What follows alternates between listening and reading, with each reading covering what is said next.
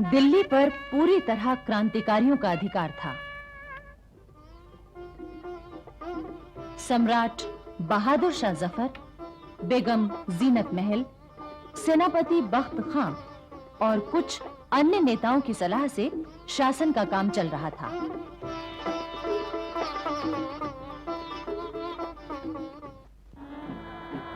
लेकिन दूसरी तरफ दिल्ली के बाहर कंपनी सरकार की सेना का भारी जमाव था।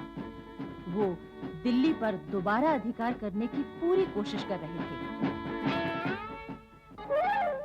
पर क्रांतिकारी सेनाएं उन्हें लगातार पीछे भेज रही थीं। दिल्ली पर अधिकार करने के लिए कंपनी की सेना को 5 दलों में बांटा था। प्रधान सेनापति विल्सन के नेतृत्व में पहले 3 दलों ने कश्मीरी गेट से प्रवेश करने की तैयारी की। चौथा दल लेकर मेजर रीड काबुली दरवाजे पर पहुंचा और सब्जी मंडी की तरफ से बढ़ने की योजना बनाई। आखिर 14 सितंबर 1857 को सूर्योदय होते ही जनरल निकलसन कश्मीरी गेट के पास दीवार की ओर बढ़ा। तभी इधर से क्रांतिकारियों ने गोले बरसाने शुरू कर दिए। दीवार के नीचे अंग्रेजों की सेना भारी संख्या में मारी गई, लेकिन जनरल निकलसन ने इसकी परवाह नहीं की। एक जगह दीवार कुछ टूट चुकी थी। निकलसन ने वहां पर सीढ़ी लगवा दी। वो दीवार कूदकर शहर के अंदर जाना चाहता था। आखिर निकलसन गोलों और गोलियों की बौछार की परवाह न करता हुआ दीवार पर चढ़ गया और शहर के भीतर जा पहुंचा। उसके बाद तो भारी संख्या में अंग्रेज सैनिक अंदर पहुंच गए। कश्मीरी गेट पर घमासान लड़ाई शुरू हो गई। आखिर अंग्रेज सैनिकों ने कश्मीरी गेट का एक हिस्सा उड़ा दिया। इससे कर्नल कैंपबेल भी अपनी सेना लेकर शहर के अंदर आ गया।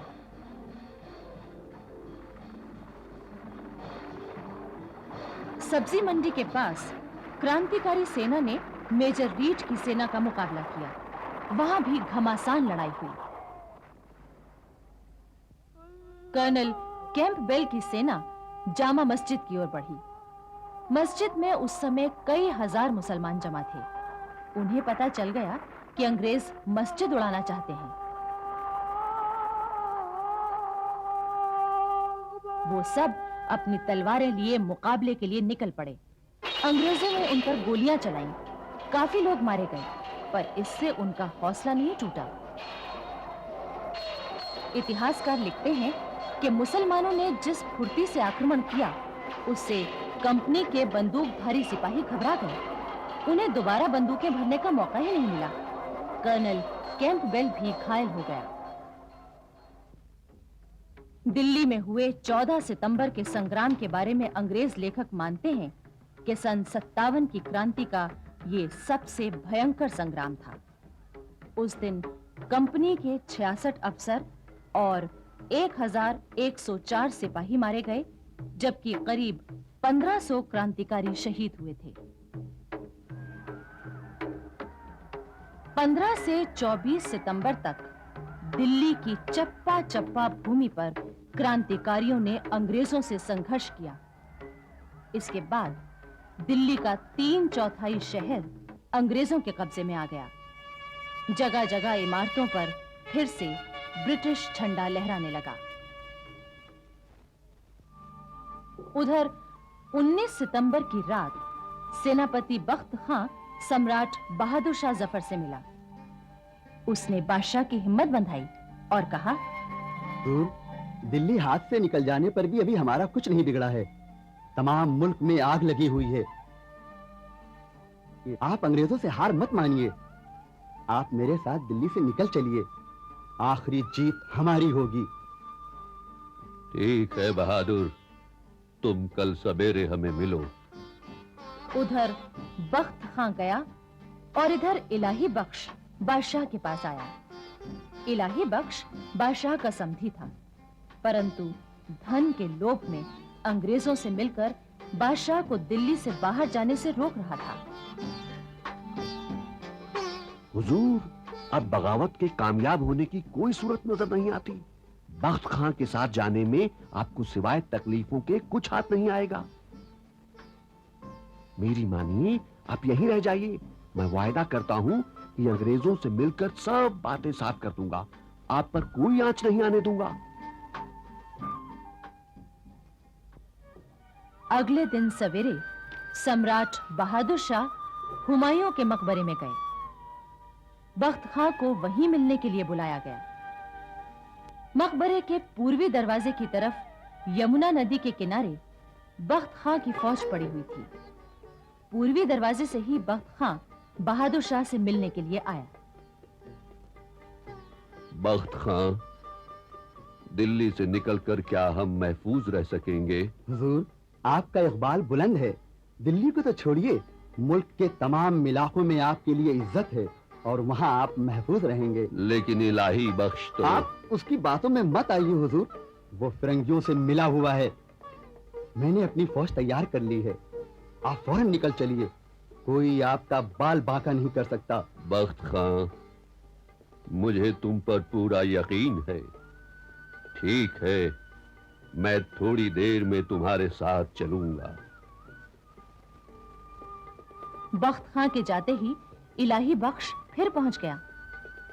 सारे मुल्क में फिरंगियों ने मार काट मचा रखी है। आज नहीं तो कल आप पर मुसीबतें आ जाएंगी। मेरी मानिए, फिरंगियों से दोस्ती करने में ही भलाई है हुजूर। बूढ़ा बादशाह अजीब पशुपेश में पड़ गया। अभी इलाही बख्श अपने दांव पेच चल ही रहा था कि बख्त खां पहुंच गया। अरे, ये फिर यहां टपका। हुजूर, मैं आपका रिश्तेदार हूं, भला मैं आपसे क्यों दगा करूंगा? लेकिन ये बख्त खां पठान है, मुगलों से अपनी कौम का पुराना बदला चुकाना चाहता है और आपके साथ धोखा करेगा। अच्छा तो ठहर, अब मजा देख धोखेबाज, अभी तेरा फैसला किए देता हूँ। अरे अरे अरे, ठहरो बहादुर, ठहरो। ये क्या पागलपन है? बहादुर, मुझे तेरी हर बात पर यकीन है और मैं तेरी हर राय को दिल से पसंद करता हूं, मगर जिस्म की कुव्वत ने जवाब दे दिया है, इसलिए मैं अपना मामला तकदीर के हवाले करता हूं। मुझको मेरे हाल पर छोड़ दो और बिस्मिल्लाह करो। हमारी फिक्र मत करो, अपने फर्ज को अंजाम दो। बादशाह की बातें सुनकर बख्त खां का दिल टूट गया। वो गर्दन नीची करके पूर्वी दरवाजे से बाहर निकल आया। फिर तो इलाही बख्श को मौका मिल गया। वो फौरन कैप्टन हडसन के पास पहुंचा। साहब, देर मत कीजिए, यही मौका है। बख्त खां को बादशाह ने नाराज करके भेज दिया है। आप पश्चिम के दरवाजे से चलकर फौरन बादशाह को गिरफ्तार कर लीजिए। साहब। फिर इलाही बख्श लपक कर बादशाह के पास पहुंच गया। पीछे पीछे हडसन बहादुर शाह को गिरफ्तार करने पहुंचा। वो उसे देखकर हैरान रह गए। बादशाह ने अब इलाही बख्श की सारी चाल समझ ली थी।